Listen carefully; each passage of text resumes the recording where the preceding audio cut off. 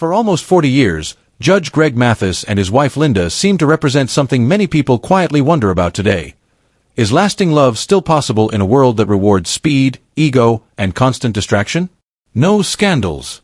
No tabloid chaos. No dramatic headlines. Just two people who built a life together before fame ever entered the picture. Their story felt steady, almost old-fashioned, the kind of marriage built on loyalty, faith, and shared sacrifice. In an era where celebrity relationships often combust under the weight of attention, theirs appeared immune. So when news of their split surfaced, it didn't just surprise fans, it unsettled them. How does a marriage survive poverty, prison, political battles, and Hollywood? Only to nearly collapse after decades of success. Was success the reward, or the strain? Let's step back. From jail cell to judge's bench. Long before studio lights and television cameras, there was a cramped Detroit apartment where a single mother worked exhausting hours to keep 4 boys fed and safe. Greg Mathis' childhood was not shaped by privilege. It was shaped by scarcity, of money, of stability, of positive male role models. His mother, Alice, was the emotional backbone of the family. Deeply religious, disciplined, and unwavering in her expectations, she believed faith could anchor even the most turbulent household. But Detroit in the 1970s was loud. Factories were closing. Jobs were vanishing. Streets were full of temptation and frustration. For a restless teenage boy, the pull of fast money and street respect felt immediate, more immediate than sermons about patience. At 17, that pull led to a weapons charge. The jail cell was cold, metallic, indifferent. For the first time, the noise of the streets was replaced by silence. Silence can be terrifying when you're alone with your choices. Then his mother came to visit. She delivered news that hit harder than any sentence. She had colon cancer. The strength he had always relied on suddenly seemed fragile. At nearly the same time, a judge offered him a choice: earn your GED or stay behind bars. It was a simple ultimatum. But sometimes life changes through simple ultimatums. How many of us can identify a single moment that forced us to confront who we were becoming? A moment when the illusion of invincibility shattered? Mathis chose education. He chose the long road. And most importantly, he made a promise to his dying mother that he would turn his life around. Promises made in desperation are easy. Keeping them is harder. After his release, he took whatever work he could find. Flipping burgers, doing odd jobs, anything to stay focused and out of trouble. The streets he once knew were still there, still whispering. But now there was something louder in his mind, his mother's voice. He enrolled at Eastern Michigan University. He immersed himself in campus activism and local politics, discovering a different kind of power, not the quick, dangerous kind, but the influence that comes from organization and persuasion. He learned how systems worked. He learned how laws shaped communities. Eventually, he applied to law school. But his past wasn't done with him. When his criminal record threatened to block his law license, he refused to surrender. He appealed. He argued. He fought. The battle reached the Michigan Supreme Court, and he won. 15 years after sitting in a jail cell, he was sworn in as a judge. Redemption stories resonate because they suggest something we all hope is true, that our worst mistakes don't have to define us. That transformation is possible. But what does transformation cost the people who stand beside us during the journey? The woman beside him. Linda met Greg in college, when ambition was still raw and uncertain. He wasn't a television personality then. He wasn't Judge Mathis. He was a young man determined to outrun his past. Their early years were not glamorous. There were bills to juggle, career moves to navigate, long nights studying, political campaigns that required patience and resilience. Marriage during that stage of life isn't built on luxury, it's built on belief. Linda believed in him before the world did. In 1985, they married. There were no red carpets, no magazine covers. Just two people promising to build something steady in an unsteady world. They raised 4 children together. There were school plays, parent-teacher conferences, family dinners squeezed between professional obligations. As Mathis climbed professionally, first in politics, then in law, Linda maintained stability at home. Friends often described her as grounded, measured, deeply protective of family privacy. How many high-achieving careers quietly depend on a partner who absorbs the emotional labor behind the scenes? When Mathis eventually became the youngest judge in Michigan's 36th District Court, the achievement belonged to both of them. The public saw a rising legal star.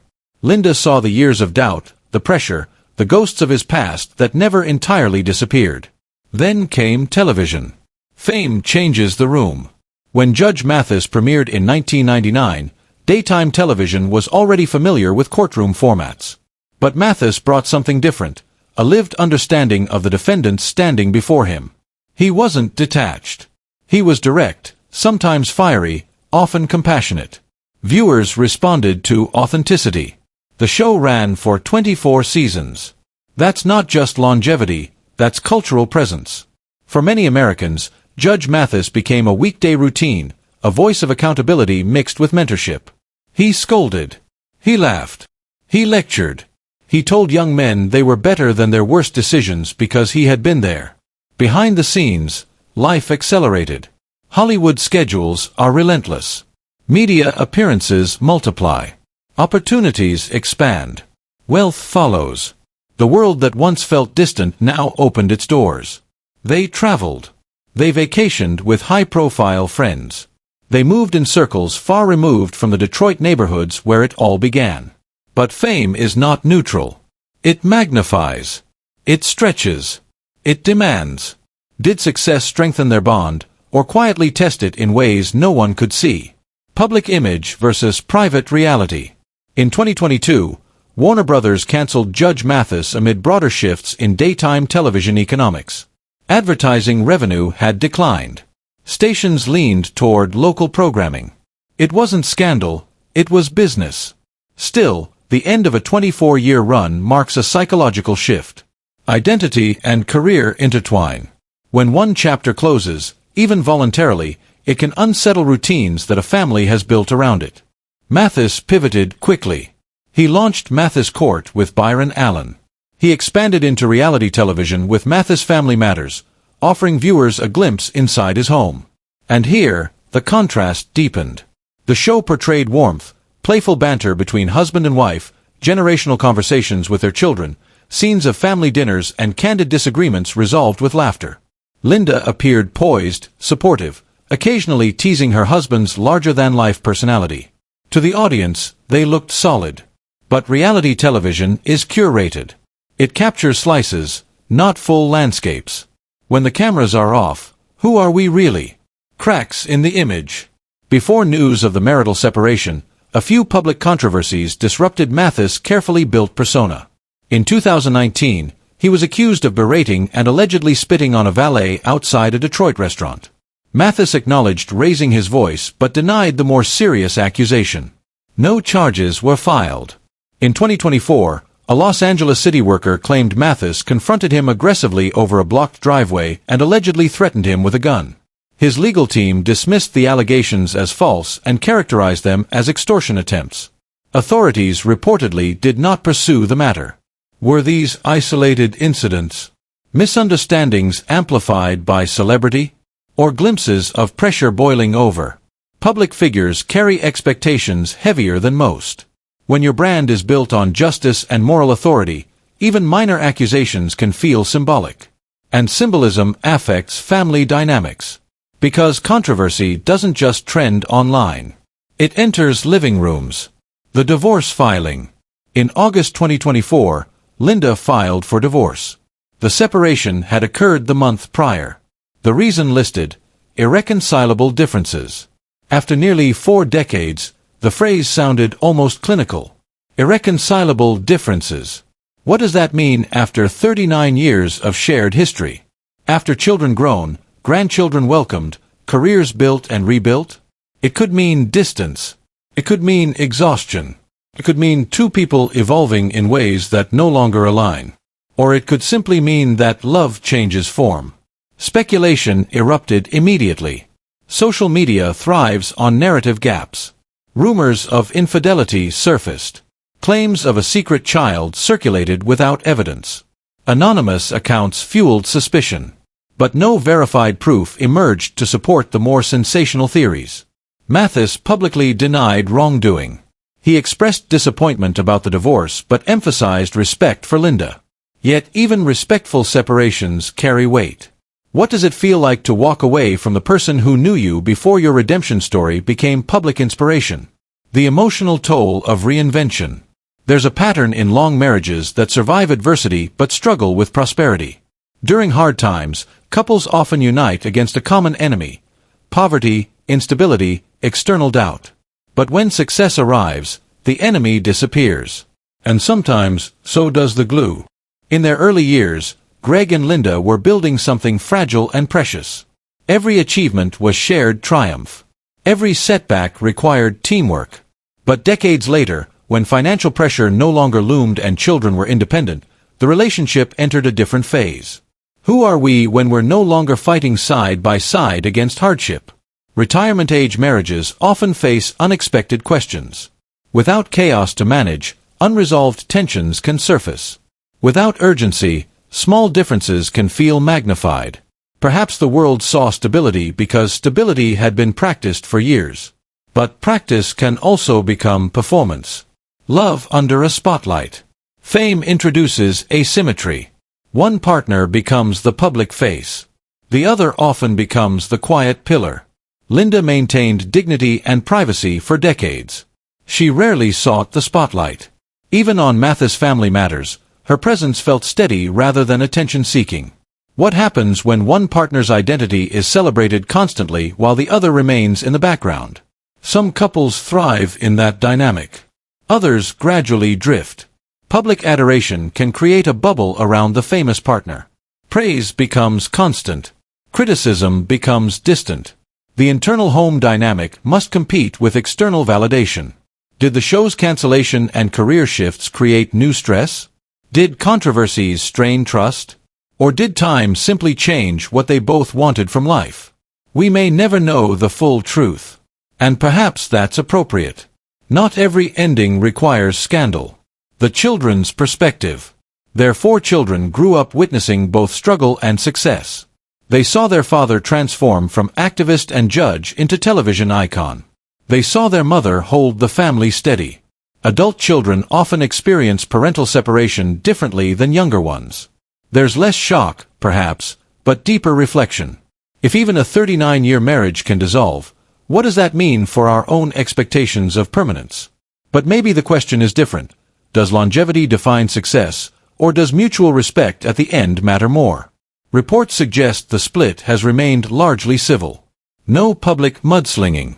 No explosive interviews. In a culture addicted to drama, that restraint stands out. A cultural mirror. The Mathis divorce resonates because it touches something collective. We live in a time where marriages often feel temporary, shaped by mobility and ambition. Yet many still long for durability, for partnership that survives seasons of change. Their story embodied that hope. It suggested that redemption, faith, and loyalty could anchor a lifelong bond. So when it faltered, it felt symbolic. But perhaps the deeper lesson isn't about failure. Maybe it's about evolution. 2 people can love deeply at 25 and still find themselves different at 65.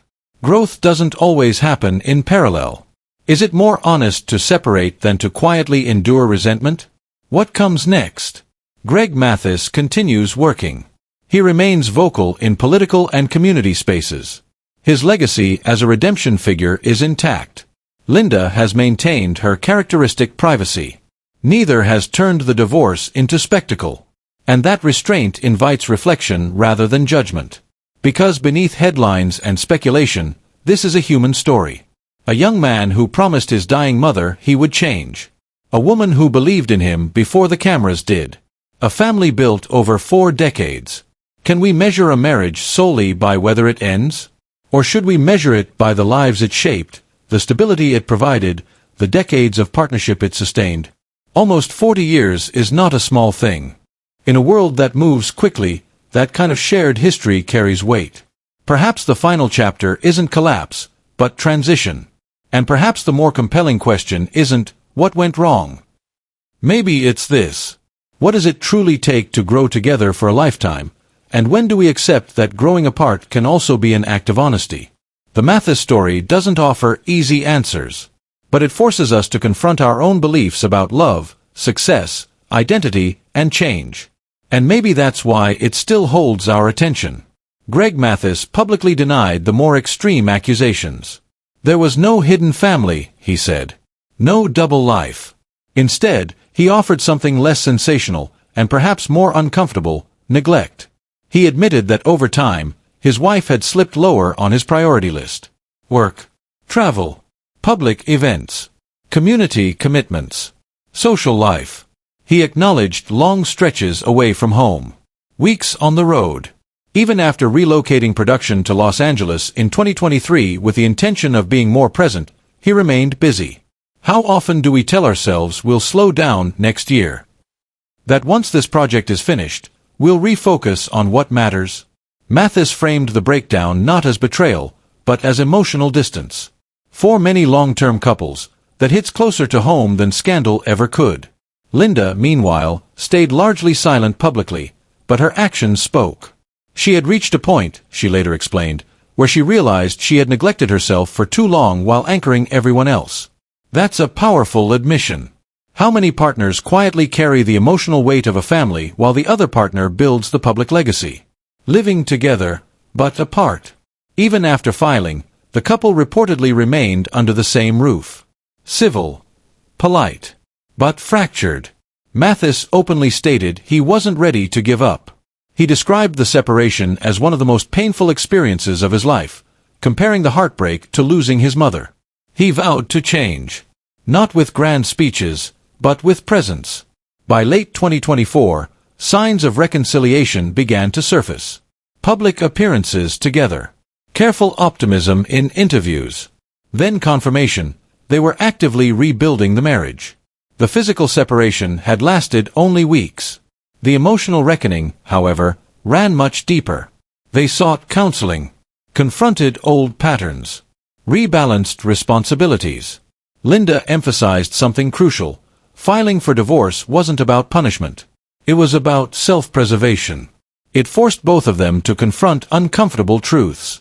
And sometimes, it takes the real possibility of loss to create real change. The return of us. By mid-2025, the shift was visible. Public photos showed affection again. Interviews reflected humility rather than defensiveness. Their son later described watching his parents' struggles play out publicly as surreal, but said the family emerged stronger. On a talk show appearance, Linda described the rebuilding process as steady and fulfilling.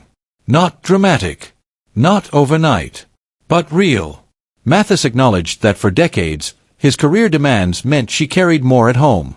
That imbalance slowly eroded connection. They didn't ignore the cracks anymore. They addressed them. What did their days look like when they were rebuilding? Picture a quiet morning in their family home, sunlight finding dust motes on a kitchen counter where 2 coffee mugs sit, steam rising. Small domestic details mattered: who put the dishes away, who remembered the dentist appointment, who sat with a child after a nightmare. Could a text saying, "I'll be late," carry the same weight as a missed anniversary? In counseling rooms, neutral walls and a round table, they practiced new habits. Linda learned to name loneliness without apology. Greg learned to stay present without immediately solving. They mapped conversations instead of launching into rebuttals. Character appears in small choices. Linda rediscovered hobbies she had set aside: morning walks, an old sketchbook, rebuilding a sense of self beyond Mrs. Mathis. Greg, between flights and studio days, wrote lists of concrete changes: fewer late-night calls, shared calendars, asking for help. He promised steady effort. What does steady effort look like over time? Their son watched, sometimes bewildered, sometimes quietly adult. At dinner he asked, "Are you okay?" A question headlines can't capture. Children absorb the tone of recovery more than the details. When parents repair, the household learns a new grammar. Accountability replaces assumption, rituals replace distance. Public appearances remained fraught. Sincerity can be mistaken for staging. Yet off-camera, the measures were humble: a note tucked into a coat, an offered hand at a grocery aisle, a shared laugh. Small acts scaffold intimacy. Practical shifts mattered as much as emotional ones. Travel schedules were trimmed. A producer's call was deferred. A family calendar appeared on the fridge, color-coded and deliberate. Mathis began to ask for help instead of assuming the home would hold itself together. Linda learned to say what she needed. Could rearranging time be love? There were setbacks. Old grievances resurfaced. Outside commentary reopened tender spots. But resilience grew through repetition, showing up for hard conversations, admitting mistakes, refusing to let silence become the default. How do you tell the difference between a rehearsed performance and real change? Maybe time and consistency answer that better than promises do. A larger reflection. Greg Mathis built a life around redemption. From jail to judge. From troubled youth to mentor. His public identity is about second chances. Perhaps this chapter is simply another version of that theme. But this time, the courtroom wasn't filled with strangers. It was filled with memories. It's easy to judge public figures. Harder to look inward. Where have we been absent? Who have we placed second while chasing what felt urgent? And if something precious began to slip away, would we fight for it? For now, Greg and Linda Mathis appear to have chosen to fight. Not for image. Not for headlines. But for history. They chose to rebuild not because it guaranteed perfection, it doesn't, but because they decided the work of repair made sense for them, their family, and the history they were still writing together. Is longevity about never breaking, or about choosing to repair? For couples in their 40s, 50s, and 60s, this story may resonate more than any headline scandal. Long marriages aren't undone by one loud event. They're often strained by quiet absence. Success can be intoxicating. Recognition validating. But neither replaces presence. The Mathis story resists neat moralizing. It asks us to pay attention to the domestic truth behind public lives, the small acts, the steady presence, the willingness to repair. In a culture that normalizes walking away, choosing the slow work of rebuilding may be the boldest move. What would we save if we learned to show up that way?